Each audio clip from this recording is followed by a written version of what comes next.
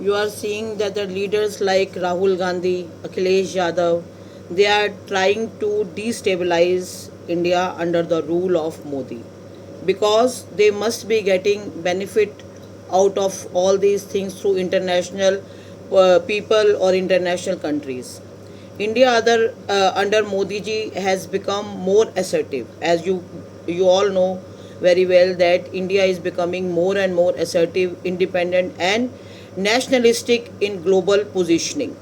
Many foreign powers, specifically those used to influence Indian politics earlier, are not comfortable with India's new self reliant stance.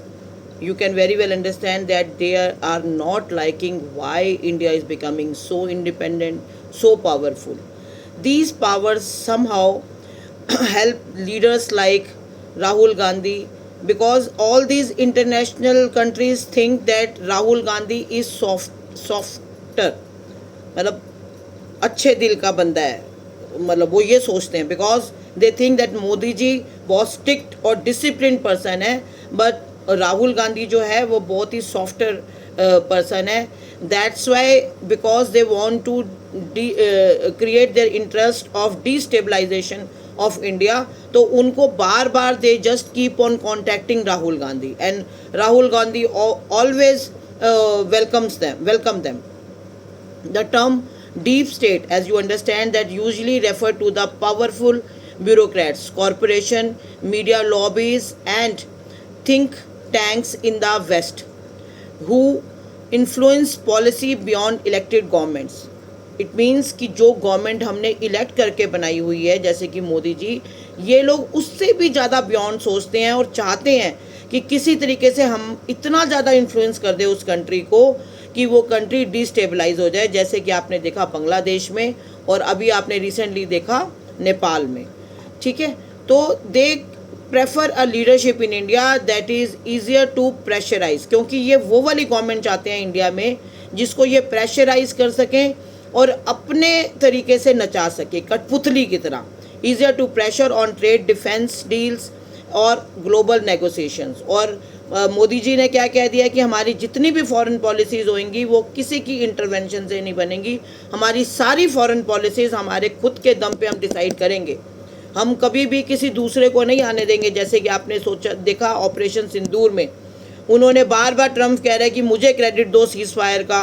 Modi ji कह रहे हैं कि आपको क्यों credit दें, आपने तो कुछ किया ही नहीं. वो तो वहाँ के जो पाकिस्तान के जो जनरल थे उन्होंने हमारे जनरल को कांटेक्ट किया तो हमने सीज फायर किया, तो हम बिना बात पे आपको क्रेडिट क्यों दें. और अब जब उन्होंने देखा कि भारत झुक नहीं रहा तो उन्होंने ये स्टेटमेंट भी दे दिया है कि हाँ जी ठीक है, मेरा कोई उसमें रोल नहीं था ऑपरेशन सिंदूर की सीज फायर के अंदर.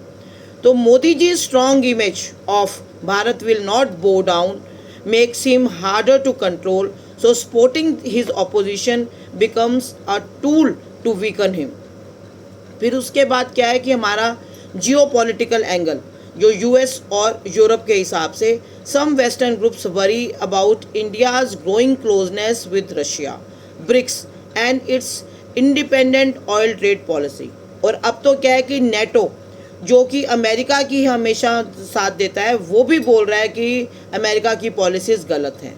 They also don't want India to become a manufacturing rival as compared to China with full autonomy. And thus, by backing international opposition figures like Rahul Gandhi, they attempt to create political noise and instability in India. इसलिए उनको तो गद्दार type लोग चाहिए जो अपने देश के प्रति सिंसियर नहीं है, और उसमें सबसे पहला नाम है राहुल गांधी, अखिलेश यादव. उनको इस तरह के बंदे चाहिए होते हैं कि क्योंकि उन्होंने भी तो अपने पाँव यहाँ पे पसारने हैं, तो वो किसके बेसिस पे पसारेंगे, वो इस तरह के नेताओं के बेसिस पे पसार रहे हैं. और वो क्या करते हैं कि वेस्टर्न मीडिया जो है वो ऑफन हाईलाइट करता है कि राहुल गांधी को बहुत पॉजिटिवली, और वाइट हाउस में भी पॉजिटिवली उसको नरेट करता है राहुल गांधी को. तो वो दिखाते हैं कि कैसे मतलब जो मोदी जी हैं वो तो हिपोक्रेट हैं, पर राहुल गांधी एक इमर्जिंग जो नए लीडर के रूप में उसको बहुत अच्छा लिखेगा, क्योंकि ये उनकी पॉलिसीज़ है to create that type of narrative. Central certain foreign funded NGOs give intellectual or ground level support to opposition campaign, and behind the scenes lobbying in Washington, London or Brussels often amplifies Rahul Gandhi voice internationally. ये जितनी भी lobbies हैं बाहर की, वो राहुल गांधी की जो आवाज़ है उसको ग्लोबली इतना ज़्यादा चमका देती हैं कि सबको लगता है कि राहुल गांधी बहुत अच्छा है। क्यों? क्योंकि 56 साल का जो बंदा है वो यहाँ पे तो अपना कैरियर बना नहीं पा रहा। वो कभी जेन जी के पीछे भागता है, वो तो कभी अब किसका सहारा ले रहा है? वो इंटरनेशनल मार्केट्स का, इंटरनेशनल पॉलिटिक्स का, इंटरनेशनल एनजीओज़ का, इंटरनेशनल मीडिया का और डीप स्टेट जैसी जो फर्म्स हैं उनका। तो Modi ji represent strong nationalism, economic independence and Aatmanirbhar Bharat and refuse to be dictated by anyone. This stance threatens the influence of global corporations. ये जितनी भी global corporations हैं ये मोदी जी से अंदर से थर थर काँप रही हैं. Western defense lobbies and those who benefited when India has weaker government. जब पुरानी गवर्नमेंट्स थी जैसे कि मनमोहन सिंह जी की, जब वीकर गवर्नमेंट्स थी तो वो अपने हिसाब से इंडिया को चलाते थे, पर वो अब अपने हिसाब से इंडिया को चला नहीं सकते, चाहे वो राहुल गांधी को जितना मर्जी चमका लें, क्योंकि जिसको आप चमका रहे हो उस बंदे के अंदर बुद्धि भी होनी चाहिए। आप ऐसे चमका दोगे तो यहाँ की जो जनता है उसको सब पता है कि क्या हो रहा है और क्या नहीं हो रहा। वो काफ़ी इस देश की जो जनता है वो समझदार है।